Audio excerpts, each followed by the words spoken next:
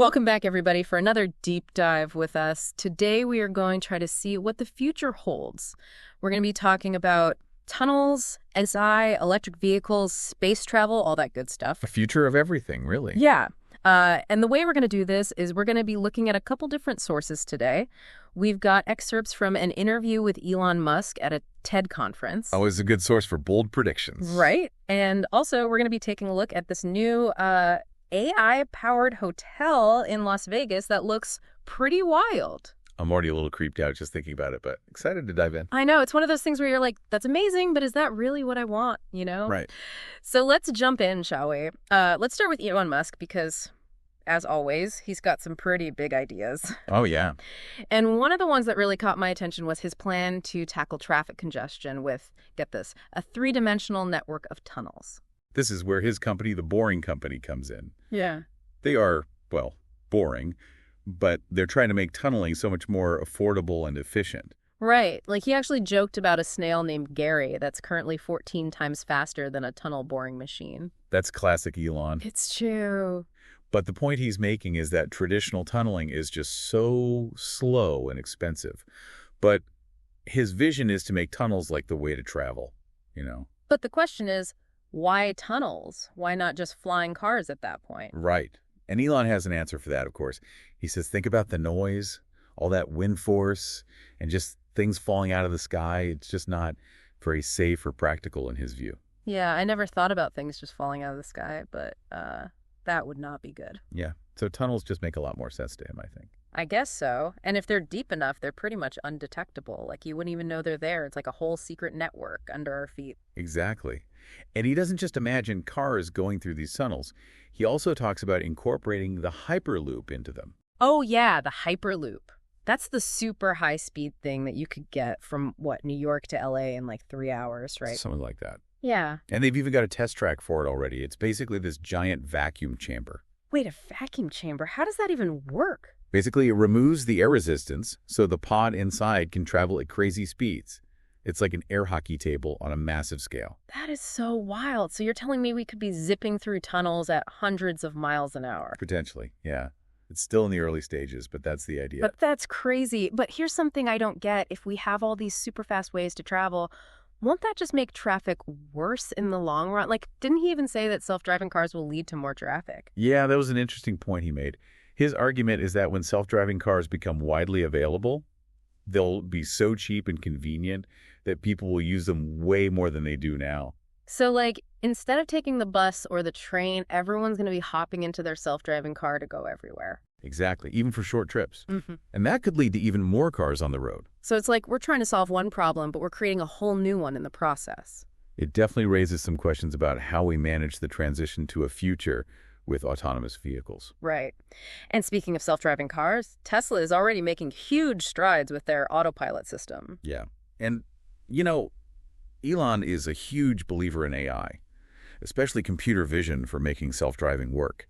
In fact, he claimed at one point that a fully autonomous, hands-free cross-country trip from LA to New York could be possible by the end of 2017. 2017? Wow, that seems a little optimistic, don't you think? Maybe a bit, but he's always pushing the limits, right? Right, and his vision for self-driving cars goes way beyond just like personal ownership. He's talked about this shared autonomy fleet idea. Yeah, that's where things get really interesting. Imagine your car is just sitting there while you're at work or sleeping. Well, in this system, it could become part of a ride-sharing network, basically earning you money while you're not using it. So it's like my car becomes a self-driving Uber. Pretty much. That's kind of cool, but also a little scary. Like, what happens if there's an accident? Who's responsible? Those are all the questions we need to figure out as this technology develops. Absolutely. And speaking of disruption, let's talk about electric vehicles in general. It wasn't that long ago that people were laughing at Elon for pushing electric cars. It's pretty amazing how much that's changed. Now, practically every major car company has some kind of electrification plan. It's like he's single-handedly changed the entire auto industry. Pretty much. Yeah. And he's not stopping there. He's even unveiled an electric semi-truck, the Tesla Semi. An electric semi? How is that even possible? Those things are huge. I know, right? But Elon claims this thing can out-torque any diesel semi out there. He even test drove a prototype himself and said he was surprised by how agile it was. I can just picture him grinning ear to ear behind the wheel of that thing. Totally. Yeah. But here's the thing. To power all these electric vehicles, cars, trucks, maybe even planes someday, you need a massive amount of batteries. And that's where the Gigafactory comes in, right? Exactly. It's this absolutely enormous facility designed to produce lithium-ion batteries on a scale never seen before. Okay, seriously, how big is this thing? And how does it impact, like, the price of electric cars or even our reliance on fossil fuels? Well, the Gigafactory is already partly up and running, and they're producing enough batteries for hundreds of thousands of electric vehicles every year. But Elon's goal is even bigger. He wants to build 100 gigafactories around the world. 100. Wow, that's ambitious, even for him. It is. But the idea is that by massively increasing battery production, you can drive down costs and make electric vehicles more affordable for everyone. That makes sense. If we want to get to a point where electric vehicles are the norm, we need to solve the battery problem. Exactly. And it's not just about cars either. These batteries can be used for all sorts of things, like powering homes and storing energy from renewable sources like solar and wind. So the Gigafactory could actually play a big role in reducing our dependence on fossil fuels. That's the ultimate goal. It ties into Elon's whole vision of a world without energy guilt, where sustainable solutions are not only good for the planet, but also make economic sense. And speaking of sustainable solutions, he's also got that Tesla solar roof, which is basically like turning your whole roof into a giant solar panel. It's pretty brilliant. These solar tiles are designed to look just like regular roofing, so they blend in seamlessly with your house while generating clean energy. Okay, that sounds great, but are they affordable? I mean, solar panels can be pretty expensive. That's the surprising part. Elon actually claims that over the long run, a solar roof plus the cost of electricity will actually be cheaper than having a regular roof and paying for traditional electricity. So he's not just making sustainability the right thing to do, he's making it the smart thing to do as well. Exactly. He's addressing both the environmental and the economic concerns, making it more appealing to a wider audience. Okay, so we've covered tunnels, self-driving cars, electric trucks, giant battery factories, and solar roofs. Is there anything else this guy's working on? Well, you can't talk about Elon Musk without talking about his space exploration ambitions. His company SpaceX has already done some incredible things, like developing reusable rockets. But his ultimate goal is even more audacious: to colonize Mars. Colonize Mars? That sounds like something out of a sci-fi movie. Why Mars, though? Why not focus on fixing things here on Earth first? Well, Elon believes that becoming a multiplanetary species is essential for the long-term survival of humanity. He sees Mars as a kind of backup plan. Like an insurance policy for humanity. Exactly, just in case something catastrophic happens on Earth. But it's also about pushing the boundaries of human exploration and inspiring us to dream big. And SpaceX is already developing the technology to make it happen. What kind of technology are we talking about here? They're working on the interplanetary transport system, which is basically a massive spacecraft designed to carry humans to Mars. Okay, when you say massive, how massive are we talking? Imagine a 40-story skyscraper. That's the scale of this spacecraft. Wow.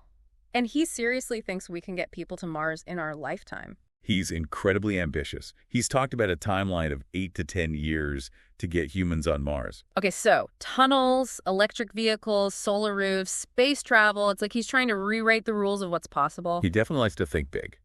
But let's bring things back down to earth for a minute and talk about this AI-powered hotel in Las Vegas. Right, the autonomous hotel. It's being billed as the first true AI hotel, where artificial intelligence is used to personalize pretty much every aspect of your stay. So paint me a picture. What's it like to stay in a hotel where AI is running the show? Imagine checking in and your room is already perfectly tailored to your preferences. The temperature, the lighting, even the music playing. All based on your personal profile. Wait, how does the hotel even know my preferences? That's where the AI magic comes in. They gather data from your booking information, maybe your online profiles, even your social media activity, to build up a detailed understanding of what you like and dislike. Okay, hold on. They're using my social media data? That's a little creepy. It definitely raises some privacy concerns. But the hotel says the guests have complete control over their data and can opt out of anything they're not comfortable with. It's a tough balance, isn't it, between personalization and privacy. On the one hand, it would be cool to walk into a hotel room that already feels like home. But I can also see how people might feel uneasy about a hotel knowing so much about them. It's a valid concern, and it's part of the bigger conversation we need to have about the ethical implications of AI. As AI gets more powerful, we need to be very careful about how it's used. All right, so we've covered a lot of ground here. Tunnels, self-driving cars, space travel, AI hotels. It's almost too much to take in. It's a lot to process, for sure. And this is really just the tip of the iceberg. So where do we go from here? Well, let's dig a little deeper into the world of AI development. There's a fascinating dynamic playing out right now between OpenAI, the company behind some of the most advanced AI models, and Microsoft, one of their biggest investors. Oh, this is where Microsoft is getting a little cold feet about all the money being poured into AI, right? It's exactly. Microsoft's CEO is starting to emphasize the need for a more measured approach, making sure that the development of AI aligns with what people actually need and are willing to pay for. It's like saying, hey, let's make sure we're not building a rocket ship when a bicycle would do the job. That's a good way to put it. And this cautious approach comes at a time when the price tag for developing cutting-edge AI is absolutely astronomical. OpenAI, for example, is projected to burn through a staggering $20 billion by 2027. Wow, that's a lot of cash. No wonder investors are starting to get a little nervous. Yeah. We were talking earlier about how some hedge funds are actually pulling back from big tech companies because of all this spending on AI. It's like they're sensing a shift in the winds. The initial AI gold rush might be cooling down a bit as people start to ask, okay, where's the return on all this investment? And that's where this new player comes in, right? China's DeepSeek AI model. Exactly. DeepSeek is really shaking things up because it was developed for a fraction of the cost of its Western counterparts. It's a wake-up call that innovation isn't limited to Silicon Valley. So is China going to overtake the U.S. in the AI race? It's not about one country winning or losing, but it does challenge the assumption that the West has an unbreakable hold on AI dominance. This makes me wonder if we're reaching some kind of turning point in the AI industry. Is it just a course correction, or are we seeing a fundamental shift in how AI is developed and used? It's a really important question to consider. Instead of trying to build one giant AI that can do everything, maybe the future lies in developing more specialized AI applications, ones that excel in specific areas. Like having an AI expert in healthcare, another one for finance, and so on. Exactly. This approach could make AI more practical and less prone to some of the ethical concerns that come with creating superintelligent systems. So where does all this leave us, the everyday people who aren't coding AI models but are still impacted by all this change? It's all about staying informed and having these conversations about the role we want AI to play in our lives. How can AI improve healthcare or make transportation safer? What are the potential risks we need to be aware of? It's about making sure AI is used for good, not just for profit or power. Exactly. And that brings us back to Elon Musk, someone who isn't afraid to push the boundaries of what's possible. Right. Love him or hate him, he definitely gets people talking and thinking about the future. And that's important. His ideas like tunnels, electric vehicles, colonizing Mars, they might seem out there, but they force us to look beyond the present and imagine what could be. It's a reminder that the future isn't predetermined. It's something we create through the choices we make today. And that brings us back to the question we posed at the beginning. Are these visions of the future exciting or unsettling? I think it's a bit of both, to be honest. Mm-hmm. There's incredible potential for positive change, but also some uncertainty and risk. It's like we're standing at the edge of this vast, uncharted territory. We're filled with wonder and possibility, but also a little bit of trepidation about what we might find. And in that uncertain terrain, it's crucial to have a compass to guide our steps. And what might that compass be? Our values, our ethics, the kind of world we want to create for ourselves and for future generations. Okay, well, I'm definitely ready to explore more of this uncertain terrain.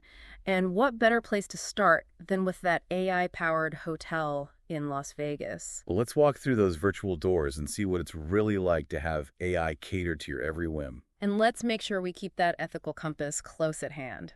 We're going to need it as we navigate the world of AI-powered hospitality. Definitely. So it seems like even Microsoft is starting to pump the brakes a little bit on the whole AI spending spree. Yeah. I mean, it's not like they don't think AI is important anymore. It's more like they're trying to be a little more strategic, making sure the development aligns with real-world needs. So kind of like making sure you're not building a spaceship when what you really need is a bicycle. That's a good analogy. And this shift comes at a time when the cost of developing AI is just skyrocketing. Like OpenAI is expected to spend something like $20 billion by 2027.